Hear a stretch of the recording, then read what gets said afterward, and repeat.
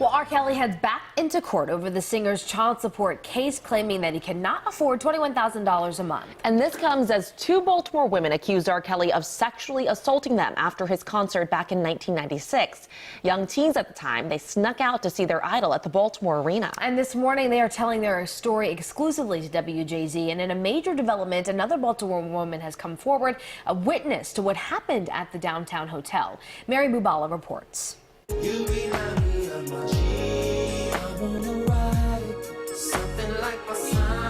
May 31st, 1996, R&B superstar R. Kelly's top secret tour storms the Baltimore arena. I would like to take you on a ride tonight. For best friends 16-year-old Latrice Scaff and 15-year-old Rochelle Washington, it's the concert of their young lives. They're so excited they call into 92Q. They had us live all over the radio. People heard us all over the city.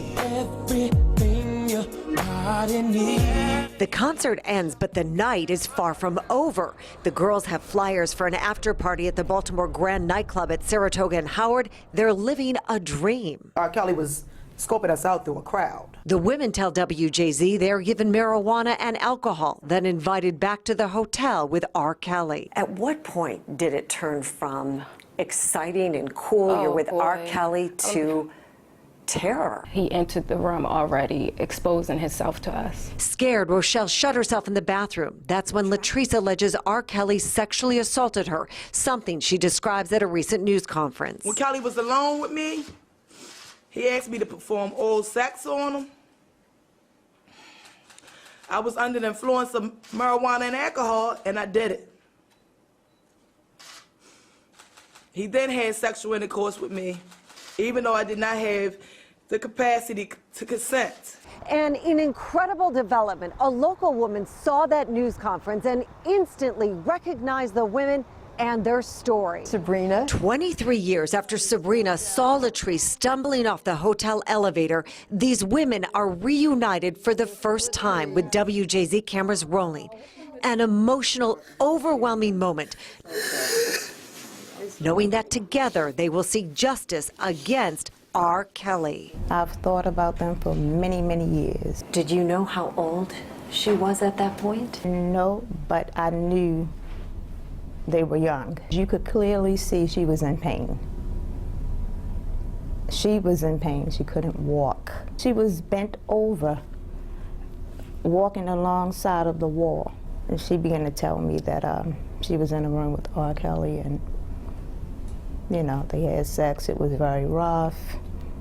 And he left her on the bed and said he would come back. He never came back. Security came and told her Robert said meet him in the lobby. You can corroborate their story. I sure can. The fact that she's been waiting for us to do, come forward. It's just, I can't believe it. I'm just really shocked. They tell the same story, even though they haven't spoken nor seen each other since that night. They are now represented by Gloria Allred, a nationally prominent attorney who prosecutes high-profile sexual assault cases. A celebrity does not have a license to hurt people just because he is a celebrity. I want the people in Baltimore to know that I am not a liar whatsoever. I also want them to know this has happened to me. I have no reason to lie on this man. Mary is with us now to talk a little bit more about this story. This has been a hot story, a trending story for days now, months even. We have local accusers and some witnesses that are coming forward now. What do they want to happen? Yeah, well, I think that it took them a while to come forward. I mean, they were girls. They were so young when all of this happened that it sat with them for so long.